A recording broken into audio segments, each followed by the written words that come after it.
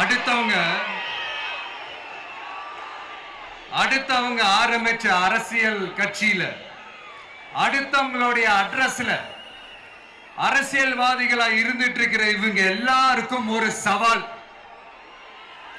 என்ன மாதிரி தனியா என்ன மாதிரி சொந்தமா ஒரு கட்சி ஆரம்பிச்சு 1% அட்லீஸ்ட் 1% வாக்கு வாங்கி காட்டுற அந்த தில் இருக்குதா, திராணி இருக்குதா? எலெக்ஷன் விஷயத்துக்கு வருவோம்.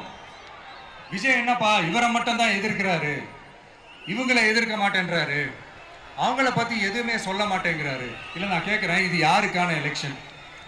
தமிழ்நாடு சட்டசபைக்கான ஒரு தேர்தல். இப்ப இங்க யார் ஆட்சியில் இருக்கிறா? யாரு பொய்யா வாக்குறுதிகளை கொடுத்து மக்களை ஏமாத்துறது? யாரு மக்கள் விரோத ஆட்சியை நடத்துறது? அப்ப இங்க யாரை அகற்றணும்? இந்த மக்கள் விரோத திமுக அரசை அகற்றணும்னா நம்ம யாரை எதிர்க்கணும்?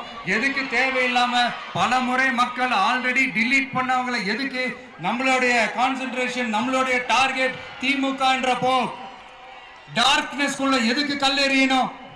ஆனா நாம் தமிழர் கட்சி கிட்டத்தட்ட இந்த திடல்ல 2 லட்சம் இருக்கைகளை மட்டுமே போடுது.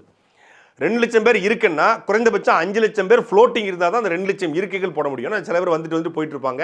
அப்படிங்கும்போது 5 லட்சம் பேர் சாதாரணமாக அந்த திடலில் நிற்கிற அளவுக்கான எல்லா வசதிகளும் செய்யப்பட்டிருக்கிறது. அதே போல் இந்த திடல், இந்த பிரமாண்டம், இதை எல்லாத்தையும் தாண்டி நாம் தமிழர் கட்சி இந்த மாநாட்டில் தமிழ்நாட்டிலேயே என்ன மாதிரி ஒருத்தர் தனிச்சு கட்சி ஆரம்பித்து தனியாக 1% வாங்கி காட்டுங்கன்னு சொல்லி ஒருத்தர் சவால் விட்டுட்டு இருக்காருல்ல, நாம் தமிழர் கட்சி இவர் சவால் விடுறதுக்கு 10 வருஷத்துக்கு முன்னாடியே 2016 234 வேட்பாளர் நிப்பாட்டி 2016 1.1 விழுக்காடு வாக்க வாங்கிருச்சு. தனக்கு சுற்றி என்ன நடக்குதுன்னே தெரியாமல், தனக்கு சுற்றி என்ன அரசியல் நடக்குது தெரியாமல், இல்லை அதை சொல்லக்கூடாதுன்னு விரும்பாமல் ஒருத்தர் இப்படி பேசிக்கிட்டு இருக்காரு.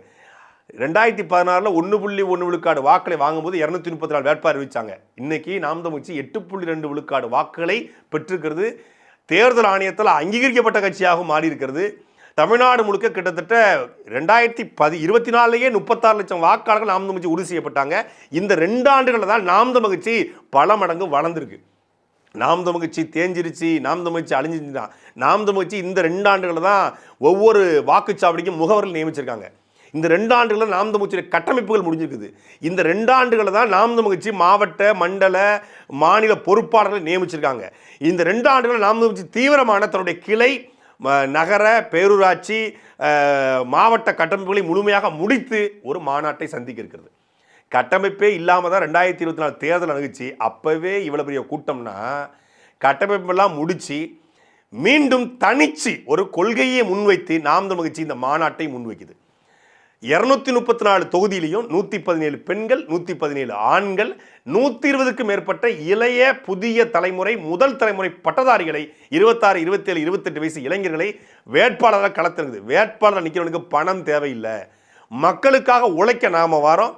தேர்தலில் சாதாரண சாமானிய மனிதர்களும் பணமே இல்லைங்க, ஆனாலும் என்னை சட்டமன்ற தேர்தலில் போட்டி போட முடியும் அப்படிங்கிற நிலையை நாம் தமிழர் கட்சி உருவாக்கி அவர்களையும் தேர்தல் களத்தில் அறிமுகம் செய்யுது. ஒடுக்கப்பட்ட, புறக்கணிக்கப்பட்ட பல்வேறு சமூகத்தை சார்ந்த நபர்களை அவருடைய பிரதித்துவ அடிப்படையில் வேட்பாளர் நிப்பாட்டுது. நாம் தமிழர் கட்சி அனைத்து மக்களுக்குமானது, நாம் தமிழர் அரசியல் அனைத்து உயிர்களுக்குமானது, ஆனால் தலைமை எப்போதும் தமிழனுக்கானது. இதுதான் நாம் தமிழர் கட்சியுடைய கோட்பாடு.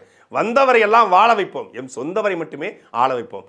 வாழும் உரிமை எவருக்கும் உண்டு, ஆளும் உரிமை தமிழர் எமக்கே உண்டு. பிறப்புக்கும் எல்லா உயிருக்கும் தான், மாற்றுக்கிறதே இல்லை.